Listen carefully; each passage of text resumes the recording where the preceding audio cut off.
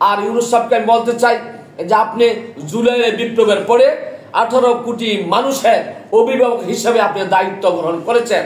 আপনার যে দায়িত্ব হলো সুস্থ নির্বাচন করা, আপনার দায়িত্ব হলো ফ্যাসিবাদী সরকারের বিচার করা, আপনার দায়িত্ব হলো সংস্কার করে যে সমস্ত ত্রুটি আছে তা মার্জনা করে সুন্দর একটি দেহ তৈরি করা। আমি আপনার কাছে আহ্বান জানাবো, আপনি 18 কোটি মানুষের প্রতিনিধি, কোন দলের, কোন লোকের, কোন চ্যানেলের আপনি কোনো অভিভাবক না, আপনি অন্য কোনো রাষ্ট্রের অভিভাবক না।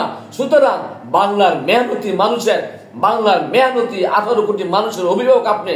সুতরাং আপনার উচিত হবে ফ্যাসিবাদ সরকারে বিচার করে ফাঁসির কাস্টে ঝুলিয়ে তার প্রতিশোধ নেওয়া এবং সুষ্ঠু একটা নির্বাচন করে আরেক সরকারের কাছে ক্ষমতা হস্তান্তর করে আপনি ইজ্জতের সাথে বাংলাদেশকে বাহবা দিয়ে জয়ের মালা পরে আপনি পদত্যাগ করবেন। সুতরাং কারো প্ররোচনায়, কারো কথায় আপনি এই মুহূর্তে পদত্যাগ করবেন না।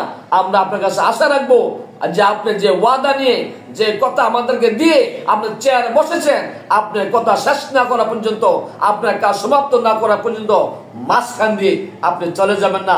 আপনি চলে গেলে দেশে হানাহানি, রক্তপাত, মারামারি, আবার আগের মতো নৈরাজ্য সৃষ্টি হবে, লক্ষ লক্ষ মানুষ জেলে যাবে, হাজার হাজার মানুষ নিহত হবে, রক্তপাত হবে, দেশের দেশ থাকবে না, দেশের জঙ্গি রাষ্ট্রে পরিণত হয়ে যাবে। সুতরাং আমরা চাই না আগামীতে এই রাষ্ট্রটা আবার জঙ্গি রাষ্ট্র হোক। আমরা চাচ্ছি ভারত মুক্ত, শোষণ মুক্ত এবং দুর্নীতি মুক্ত একটি দেশ আপনি আমাদেরকে উপহার দেন, এটি আমাদের একান্ত প্রত্যাশা।